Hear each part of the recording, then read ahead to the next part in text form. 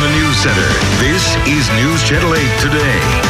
Good morning, everyone, and welcome to News Channel 8 Today. I'm Rod Carter. I'm Gail Gallardo. Today is Wednesday, May 8th. First this morning, let's go straight to Storm Team 8 meteorologist Lee Span, who is on standby with more great news when it comes to the weather. I tell you what, now the sun officially rises here at 6:45, but it's already brightening things up even out at the beach. This is the way it looks on this beautiful morning from the Los Don Cesar. Great sunrise happening at 70 there, but cooler inland. We're at 59 right now in Brandon, 53 in Homosassa, just really comfortable. 60 in Arcadia, so still nice at 9 a.m. 69 degrees, warming up to 77 at noon. Afternoon highs just slightly warmer than yesterday in the low 80s, but low humidity at 78 degrees at 6 p.m. feels pretty nice. I'll tell you when our next rain chance is, but first, let's check on the roadways, Leslie. Thank you, Lee. Good morning, everyone. A little bit of a problem out here on US 41, but it's off to the side of the roadway, folks. Southbound US 41 as you pass Highway 52, sort of in the Land O'Lakes area. That's where that collision is, again, off to the side. Also out in Pasco County in the Holiday area, hit and run basically wrapped up. It's not tying up any lanes here, but it's on US 19 at Darlington. We also have this collision here at Seven Springs, located right at Mitchell Boulevard. Let's take a look at our camera. This is actually a shot of the Howard Franklin Bridge, and you can see that traffic is definitely getting busier, especially as you move into Tampa. That's what we're looking at here. A lot more vehicles out on the roadway, but still flowing at speeds of about 55, 60 miles per hour. That's a look at the roads. Back to news. Now to a developing story of 3 women rescued from a Cleveland home after years of captivity. This morning, the 3 men arrested in connection with the women's disappearance are now being interrogated. Meanwhile, the FBI is combing through the home where those women were held. So far, they are not revealing what they're finding in the house. One of the women says that she gave birth to a child while in captivity. Neighbors who knew the suspects are shocked. How dare he, put up this facade and be this monster, and I don't even think monster is a good enough word. Wow, in my neighborhood, 200 feet away from my house. Later this morning on the Today Show, Savannah Guthrie will be live in Cleveland with family members of the victims and officials who assisted in that amazing recovery. Elizabeth Smart, who spent 9 months in captivity when she was 14 years old, says she is overjoyed to hear of the rescue of the 3 Cleveland women. I would want them so much to know that nothing that anybody else can do to them will ever diminish their value. Each one of us are born with value that will never leave through our entire life. And I would want them to know that. And I would want them to know that, yes, there will always be people who will look at you and be like, oh, that's the girl that was kidnapped. That's, but that doesn't have to be you. You can still go on. You can still make your decisions. Smart was kidnapped from her Utah home in 2004 by a drifter and his wife. Since her rescue, she has created the Elizabeth Smart Foundation to bring awareness to predatory crimes against children. A Bay Area mom knows what the last 10 years must have felt like for the families of those Ohio women. Her daughter, Tiffany Sessions, went out for a jog at the University of Florida 24 years ago and never came back. Tiffany's mom, Hillary, has helped hand out nearly 5 million flyers locally and around the world, and police have followed up on more than 3,000 leads. Hillary says what happened this week in Ohio brings a bit of peace. It brings back and rekindles the hope that something like this could happen in Tiffany's case. Hillary has turned her grief into action, pushing for several key pieces of legislation like getting DNA collections during felony arrests. In another developing story this morning, a Hillsborough County man is facing charges in connection with the shooting death of his 3-year-old nephew. This happened just after 7 o'clock last night at the USF Gardens apartment that's located just south of Fletcher Avenue.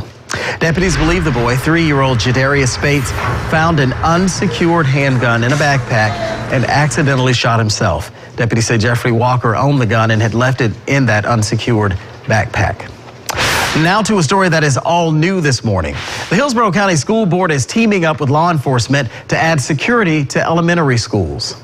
The superintendent, Tampa Police Department, and the sheriff's office are all applying for a grant. Now, if they get the money, it would put 24 school resource deputies in the elementary schools for the next 3 years. Security has been a hot topic since the Sandy Hook school shootings in Newtown, Connecticut. Back in January, the board voted down a plan that would have spent millions to add security personnel at every elementary school on campus for the upcoming year. This morning, Mark Sanford's road to political redemption is complete. Nearly 4 years after his tearful confession about an extramarital affair with a woman in Argentina, Sanford is now back in Congress, winning a special election in South Carolina. I am one imperfect man saved by God's grace, but one who has a conviction on the importance of doing something about spending in Washington, D.C., and it's my... The people have spoken, and I respect their decision. No, I respect their decision. Sanford defeated Democrat Elizabeth Colbert Bush to win the House seat in South Carolina's 1st congressional district, a seat he first won back in 1995. In New Jersey, Governor Chris Christie is revealing he secretly underwent lap band surgery. Christie, who turned 50 in September, says his age and his family, not his political future, played a big part in his decision. The steps I've taken recently are for me and for Mary Pat and the kids. And, you know, if asked about it, I would have never lied about it. But, you know, it's not anybody else's business but mine. See you later. The surgery was done shortly after a public furor about his weight, which started with a joke on the David Letterman show when Christie said he's the healthiest fat guy you'll ever see in your life. Happening today. There's a hearing in the Casey Anthony bankruptcy case in Tampa. A Texas rescue organization says Anthony owes them $100,000. The Texas EquiSearch mounted search and recovery team helped search for 2-year-old Kaylee. It says Anthony already knew her daughter was dead when the search began in 2008.